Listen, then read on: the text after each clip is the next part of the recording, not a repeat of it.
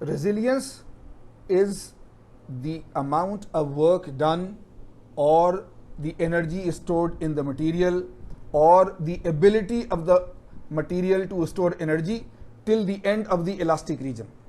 And toughness is the same thing for the whole curve until fracture. So, right, so these two things are new.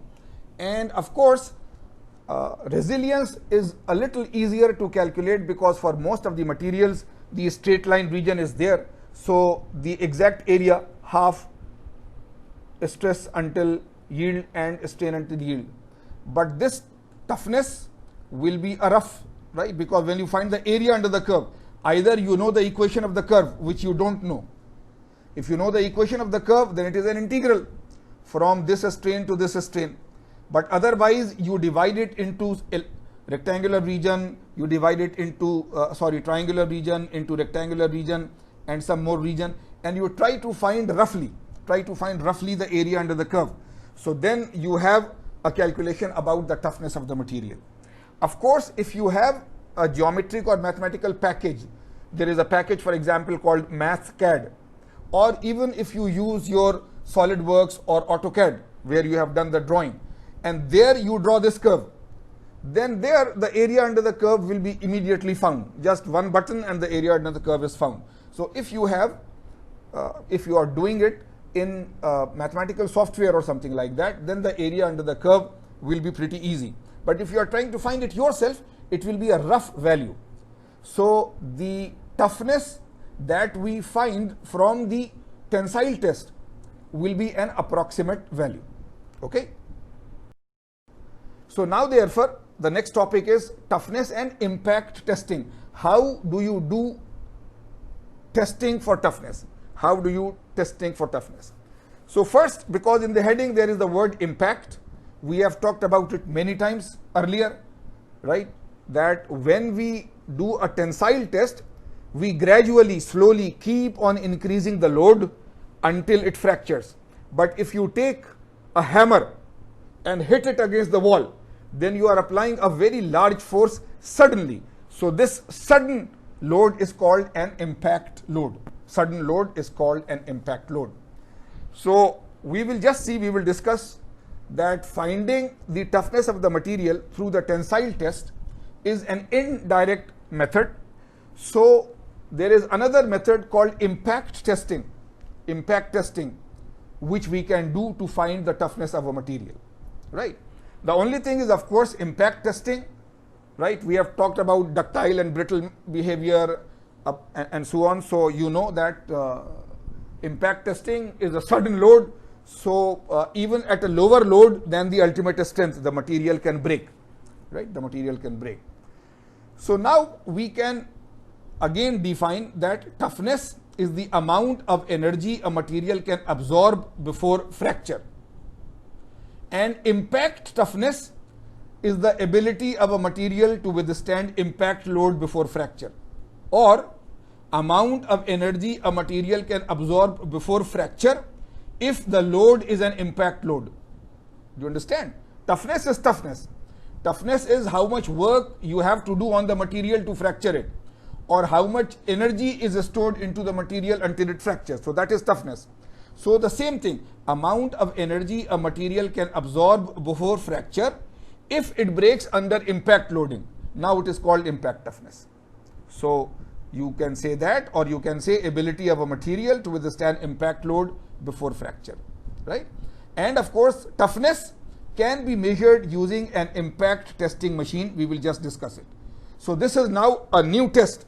So this means that the whole discussion that was going on for several lectures about the tensile test is over now, right? When you do the tensile test, you take a tensile piece, a specifically cut sample of special dimensions, either from a flat piece or a round piece. Then you load it into the universal testing machine or the tensile testing machine, and then you keep on loading it until it fractures. And either from the machine or through the extensometer, use of extensometer, you take the value of the forces that were changing and of the deformation that was happening. And you have calculated the original area A0 before the test, and you have taken the original length L0 which is the gauge length, right? And you divide the force by the area, you get the engineering stress. You divide the deformation by the original length, you get the strain. And for all the values, there are hundreds of values that the machine has recorded for you. So for all the values of the stress and strain, you draw a graph of stress versus strain. So that was tensile test. And now you can remind yourself that there are lots of properties, 6 basic properties from the stress strain curve, 4 basic ones and 2 extended ones. What are the 4 basic ones? The slope of the straight line region, which is the elastic modulus. The end of the straight line region, which is the yield strength. The topmost point, the highest point of the curve, which is the ultimate or tensile strength.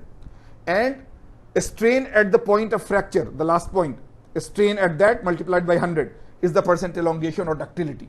So these are the 4 basic ones. And then the area under the elastic region, area under yield point, until yield point. This is resilience of the material, and area under the whole curve is the toughness of the material. So now the tensile test is gone. Now we want to do a new test called the impact test.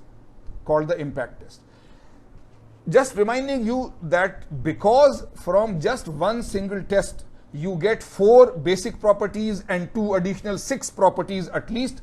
Therefore, whenever, anywhere, in any lab, in any university, in any course, we talk of testing of a metal or testing of a material, the first test we say is the tensile test. So now let us see the impact test.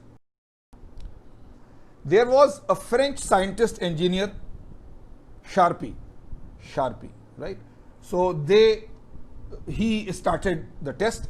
It is also called the Charpy V-notch test, Charpy impact test or Charpy V-notch test, developed in 1905 by the French scientist Georges Charpy. Okay, so there is a standard specimen which has these dimensions, 55 by 10 by 10 millimeter.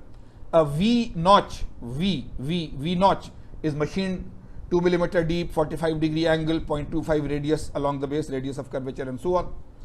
And the procedure. So we will just show you the picture and explain all this right there, because always, as we know, a picture is a much better way to describe.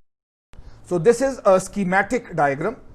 We have not taken a picture of the machine. We are showing a schematic diagram. So this is the machine. This is the machine. This is the machine. Here there is a scale. In older machines, this is marked, so it is an analog scale. In a newer machine, this could be digital. The reading can come directly. And this arm is, there is a pivot there, and this thing is horizontal in position, horizontal. It is horizontal, and there is a lock here. You lock it, it remains in the horizontal position. At the bottom here, you can put the sample. The sample is like this. This is a slightly long piece of material, which is roughly a square in cross section, and a V-notch is cut into it. There are specific dimensions, how much depth and how much angle and how much radius, and then you fit it there. So you take a special sample, which is the Charpy sample of the material, you place it there, lock it there. And here the hammer, this is a big hammer. So when you push the button, the hammer suddenly drops. And it travels all the way here and hits the material, and the material breaks into 2 pieces. Because now it is a hammer load, right? It is not a gradually increasing load. It is a hammer load, so it is an impact load. And we have designed it in such a way, not we, the Charpy people have designed it in such a way that whatever material you choose, once you cut it into that V-notch and so on, then it will break. And this hammer, after breaking it, fracturing it, will travel some distance. So the machine will note what was the maximum point until where it went. So the machine is calibrated. You see, there is a weight, this weight travels from this distance until that distance. So force multiplied by distance is work or energy, isn't it? Force multiplied. So the weight of this material multiplied by the distance and so on will give you the energy that has been used to break the material. If it is a soft material, this hammer will go only a small distance, right? Sorry, it will go a large distance. But if it is a hard material, after breaking it, it will not travel too far. So the machine is calibrated inside.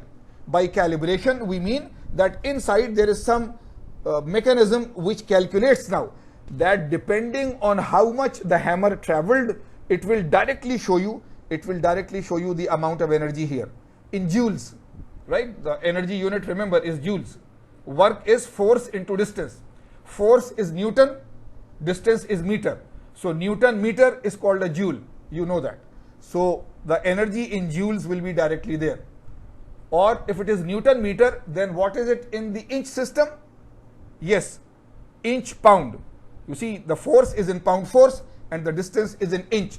So either it is a Newton meter, which is called a joule, or it is a pound dash inch, that is the inch pound system. So this machine does that. I am showing you another picture. It is the same thing. It is the same thing. This is a machine. There is a scale. There is a pointer on the scale. There is the starting position. The hammer is there, right? The hammer is there. And there is an initial height and a final height. Initially, where was the hammer? Initially, where was the hammer compared to the piece? And after breaking it, which other height? So there is two heights. The height before it hit the piece and the height through which it traveled after it hit the piece, h and h that, right? So final height and so on is there. This place is called the anvil. Anvil. If you remember in your workshop also, if there is a place where you put some material and you can hammer it, that place is called an anvil. Any place where you could put some material and you start hammering it, that place on which you support the material, that is called the anvil. So here also it is called the anvil because here you put the material and then you hammer it. Now on the same machine, the Sharpie impact testing machine, the sample can be cut in two ways. The sample can be cut in two ways. Here the hammer is on that side and the V-notch is on this side. Here the hammer is on this side, the V-notch is also on this side. So this is another scientist engineer called Izod. So this is called a Sharpie specimen. This is called an Izod specimen. So they made two standard test specimen sizes that you can either do Sharpie test, same exact size and shape for all the materials you want to compare, or you do the Izod sample for all the, you want to compare 3-4 machine materials and how tough they are, what is their toughness. The size also, the exact dimensions and size also are slightly different for the Sharpie and the Izod. So if we do the standard test and if we get these cut from a standard workshop and so on, but it is a very tough task. It is a very tough task because the exact size, the exact depth, the exact V-notch angle, and then there is a small, then there is, it is not a sharp V-notch, there is a small angle at the base of the V.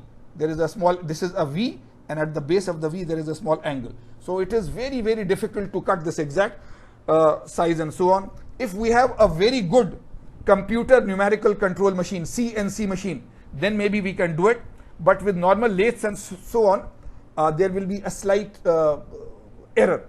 And especially with our lathes in our workshop and so on, our lathes are 20 years old, 30 years old. So we will not be able to make a good Sharpie. If we just want to teach you, then it is okay. But if we want the real correct test, then this sample will be difficult. There are, of course, you will see in manufacturing advanced methods, not lathe, not milling and so on, advanced method called electric discharge machining, EDM, electric discharge machining. They cut very exact sizes. So in places where we send our metal to make the Sharpie or the Izod samples, those are the manufacturing methods that they are using.